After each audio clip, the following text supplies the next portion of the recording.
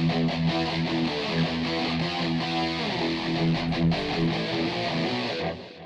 guys, Running Reaper here, just back with a quick little review. So I just got done watching I Came By, which is a thriller film recently released on Netflix. It's a British film.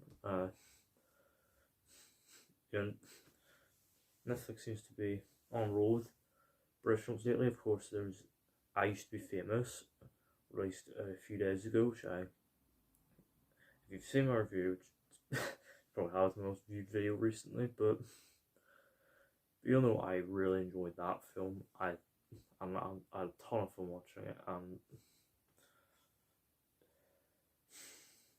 and yeah. But is this film out? Because this came out like a few weeks before, right? And obviously there's been obviously much talk about it. So is this one any good? Well, let's find out. So the film follows Toby, a graffiti artist who targets the homes of the wealthy. One day he breaks into the house of a judge called Hector Blake, and while he's there he discovers something sinister which puts him in danger. Okay, so kind of curious about the film. The premise sounded really interesting, and we got a fairly talented cast, including George MacKay, who you'll recognise from 1917, and Hugh Bonneville playing against type. So, you know, surely a high concept, sort of grounded and thriller like this, you know, sure there's ought to be a cracking time. Well, the film's not without its moments, and it is like mildly enough diverting, I guess. I don't know, it feels kind of disappointing. Like it's kind of less than some of its parts. Okay, so first of all, there's the premise. It's a real good idea for a plotline, sort of in a way like a critique of the wealthy elites who put up these like facades of, you know, caring for minorities and the, you know, this and, you know, much targeted groups. And there's a not so subtle nod to that with one of with an anti-woke video playing on on YouTube very early on in the film. Unfortunately, that through line isn't explored nearly enough for it to be compelling. Instead, the film feels like kind of all over the place. Like essentially we've got three different leads, and each act focuses on one of them. And the problem with that is that anytime we feel like we're maybe beginning to get invested in a character's journey, their development just sort of abruptly ends. It's really weirdly paced. Like,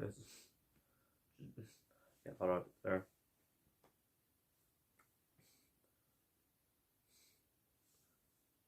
However, though, the acting for the most part is actually like pretty damn good. Like George MacKay, who, well, his role in the film, the marketing is incredibly misleading. Essentially, clickbaits him, like, because he's essentially in the film for like a grand total of about 20 minutes, but but for that time he's on screen, he's pretty good, and if he actually had more screen time, Yeah, I really get into like his whole arc of being a guy who's essentially given up on everything except fighting this fight from within the shadows. But nah, he's gone within 20 minutes. So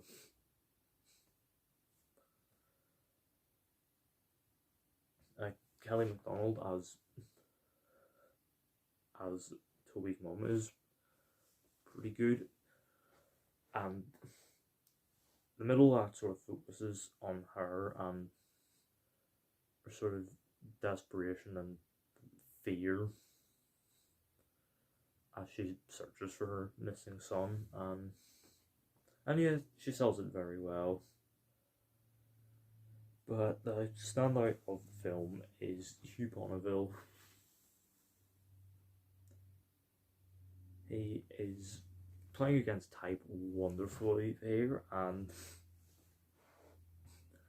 he so brilliantly plays this guy who essentially puts up this facade of being a polite, posh schoolboy, polite, posh public school boy, and underneath that there's this real sinister edge, and the film's most compelling scenes utilise him wonderfully, just at the height of his menace. He is brilliant.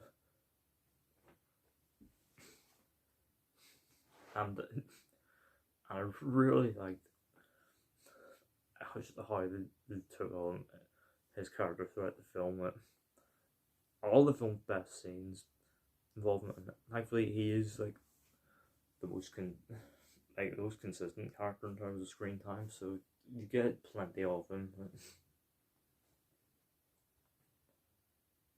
And then the cinematography, editing wise, it's fine. Nothing really particularly like special or anything. It's like competently done. There's some kind of interesting shots, like an upside down shot of George MacKay's character Toby working out at a public gym, a park, and there's a sort of a sequence later on in the film where a character begins to feel faint, and the way it's shot and edited is kind of fun. For the most part, it is fairly bland. Again, competently done, but nothing too remarkable. And it, all in all said, I came by as a fairly fine, kind of bland sort of thriller, which has this moment. It has compelling scenes and a potential inkling of a decent idea, and decent performances, as well as a standout turn from Hugh Bonneville. But all in all, it does feel kind of disappointing considering what it could have been. And all in all, I'm gonna give I Came By a 5.5 out of 10. So yeah, let me know down in the comments. Have you seen the film? What do you think of it? What did you think of Hugh Bonneville's performance? Would you like to see more of him in this mode? Let me know what down in the comments. Don't forget the thumbs up button if you enjoyed. Don't forget the subscribe button if you're new, and don't forget to turn on post notifications so you don't miss an upload.